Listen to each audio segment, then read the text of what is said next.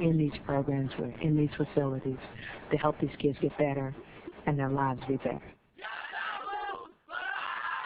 And that should be our #1 priority.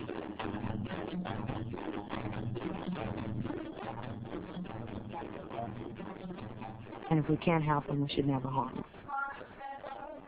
Everything that we use, be it prayer, good training, good supervision, good security, do no harm.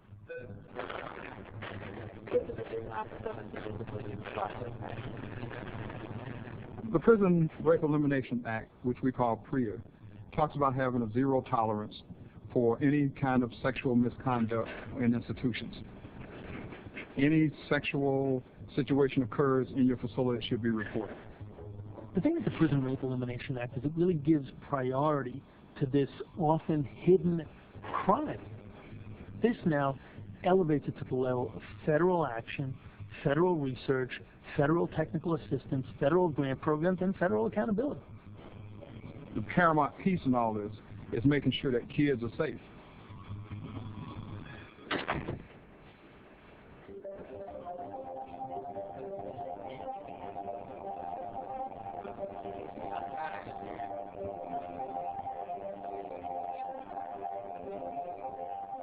I think the word prison has turned off a lot of people and has allowed us to use an excuse that it doesn't apply to us. Sexual assault of kids can happen anywhere, in any size program, whether it be 10 beds or 600 beds.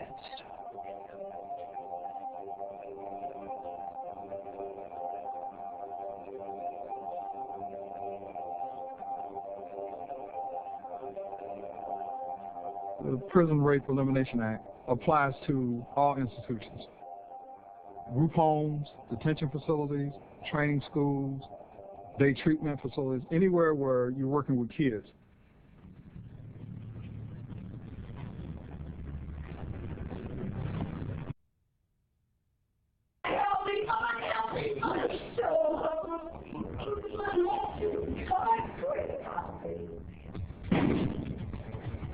When administrators bury their heads in the sand, then there are legal consequences, and there are also moral consequences. Juvenile agencies have a legal responsibility to report any sexual assault or sexual misconduct violations. When a juvenile is assaulted in the system, the entire system is put under the microscope.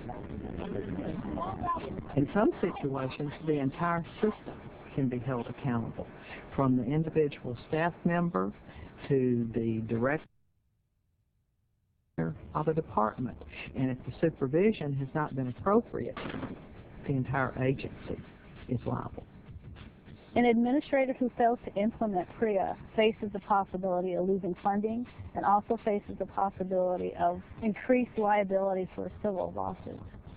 A zero-tolerance policy means you're not going to sweep any of this under the carpet, and you're going to attend to it with the same level of seriousness you would attend to it if it was a rape in the community. No sexual activity is appropriate within our programs and facilities. There is no such thing as consensual sex between young people in juvenile correctional facilities or between staff and young people in juvenile correctional facilities. Have you got a few minutes? Yeah. Any evidence of it needs to be addressed in a straightforward, direct manner, investigated, and people need to be held accountable. Dr. Allen. Hi. How are you? How are you? Good.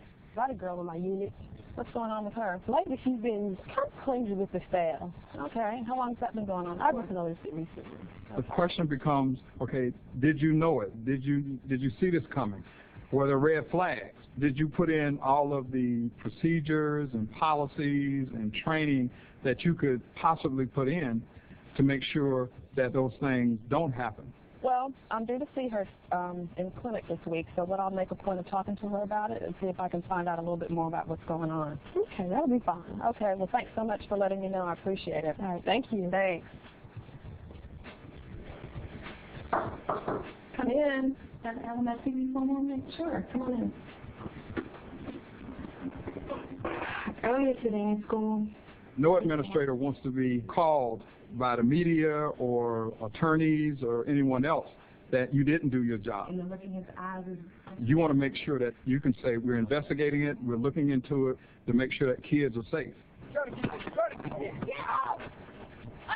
Any staff person, and I mean any staff person, that includes the janitor, that includes the director, that includes a volunteer, anybody within the organization has a responsibility to report, and it's mandated by law.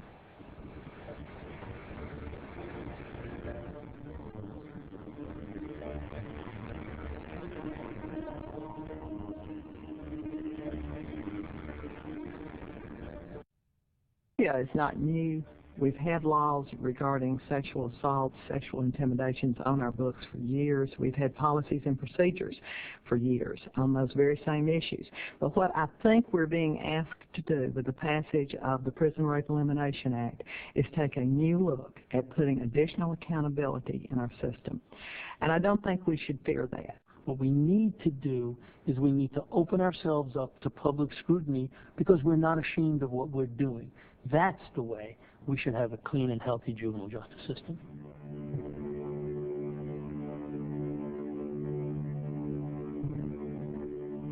Systems that operate under a code of silence are doomed to fail. When you're working in an institution like this, you're depending on people to take your back. And I think people find it difficult sometimes to snitch out someone who's been supportive of them in the past. But that's why it's so important for the Prison Rape Elimination Act to have elevated this to say, no, this is not acceptable and you must report inappropriate behavior. One of the things that we have really discussed in institutions is the issue of false allegations. And it does occur. The issue is, do we report it? Do we investigate it? Do we look at every opportunity that we've had to show that these things didn't occur?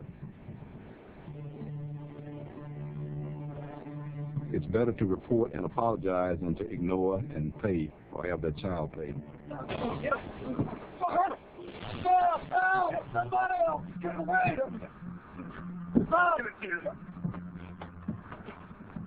But there are many good reasons for that higher rate.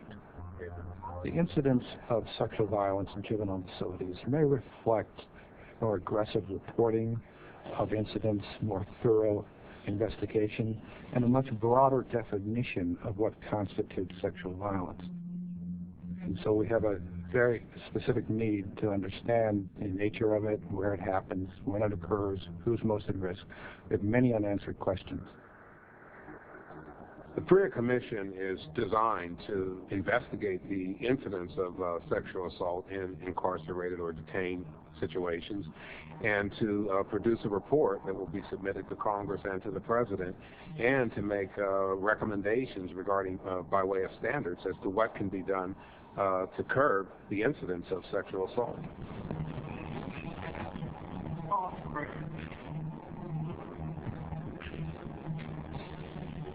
We'll be selecting about 180 juvenile facilities across the country, but we will be in one facility in every state. The actual survey will be conducted in a private room in which the youth that's been randomly selected will come into the room and be placed before a computer screen.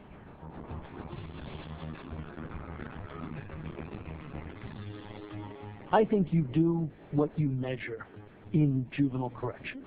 And so if you measure the incidence of sexual assaults and sexual pressuring, you will have a baseline that allows you then to say, we're focusing on this problem, we're training staff, we're developing policies, we're putting mental health services into place, and you'll be able to see what happens over time so that as you improve, you'll know what works and what doesn't work. In so many ways, they tell you just by their actions, and the housing units will tell you a whole lot about what's going on in there. Administrators must understand that they're not alone in this. NIC will be providing technical assistance and training for juvenile justice practitioners in areas such as staff sexual misconduct, such as implementation of programs, and developing policies and procedures within the juvenile justice arena to help them incorporate the policies and the intent of this legislation in their organizations. We need to hear from the advocate groups. Sometimes juveniles are more willing to talk to advocacy groups than they may be to staff. What's going on? Nothing. And we need information. We need information that may come our way that may actually prevent a sexual assault, or if not prevent, it may give us critical information to thoroughly investigate those assaults. So I value advocacy groups. The more redundancy you have in your institutions, the more likelihood that the administrator will find out what's going on. And that's through grievance procedures, that's through your medical department, that's through your mental health department. When you do those kinds of things, then there's a lot of folks who are looking at children. And while they're doing that, someone eventually will report it.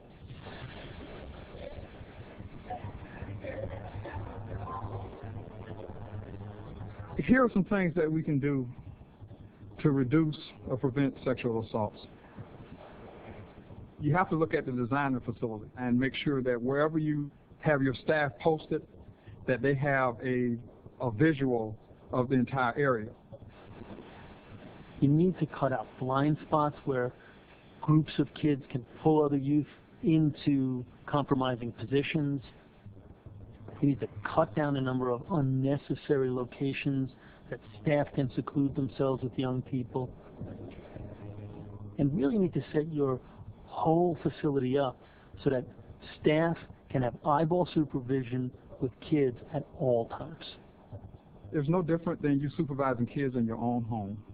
If you don't know where they are, then things are bound to